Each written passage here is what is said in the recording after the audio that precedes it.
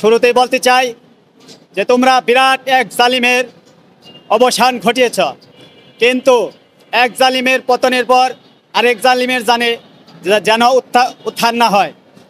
কেননা ইতিপূর্বেই এক জালিম সরে যাওয়ার পরে আরেক জালিম উৎপেতে থাকে এ দেশের ক্ষমতার চেয়ারে বসে লুটেপুটে খাওয়ার জন্য।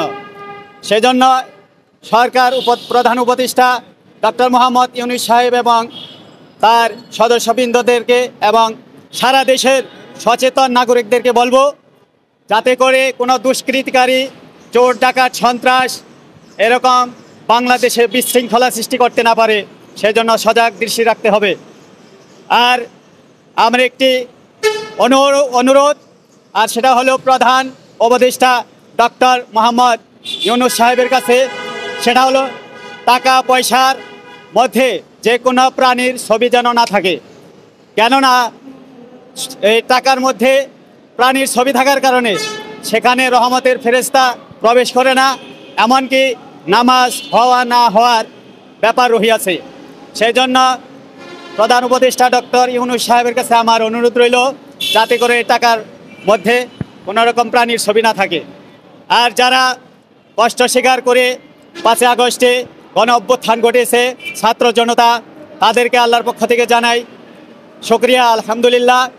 এবং তাদেরকে আমি স্মরণ করে দিতে চাই, 1971 সালে স্বাধীনতা সংগঠিত হওয়ার পর এবং 5 আগস্ট গণ অভ্যুত্থান সংগঠিত হওয়ার পর হওয়া মানেই এই নয় আমরা সবাই মুসলমান হয়ে গেছি, এদেশ আমরা সবাই ইমানদার হয়ে গেছি।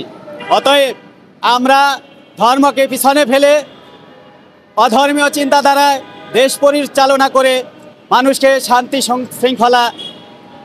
শৃঙ্খলাতে আনতে চাই, মানুষকে শান্তি শৃঙ্খলাভাবে রাখতে চাই। অতএব এই চিন্তাভাবনা কখনোই ফলপ্রসূ হবে না। আসুন আমরা বিগত জীবনের ভুল অধর্মীয় চিন্তা চেতনা বাদ দিয়ে নতুন করে আল্লাহ দিন ধর্মের দিকে ধিক্ষিত হয়ে এ দেশকে পরিচালনা করার চিন্তা ভাবনা করি। আর ডক্টর ইউনূস সাহেব, আমরা জানি আপনাদের পিছনের কি কাহিনী, সেগুলো স্মরণ করে আমরা যাতে মৃত্যুর আগে ঈমান আমল সাথে করে নিয়ে যেতে পারি, সেই অনুরোধ রেখে আমি শেষ করছি। সংক্ষিপ্ত বক্তব্য শেষ করছি। আল্লাহ হাফিজ। যে কোনো ছবি, প্রাণীর ছবি থাকবে না,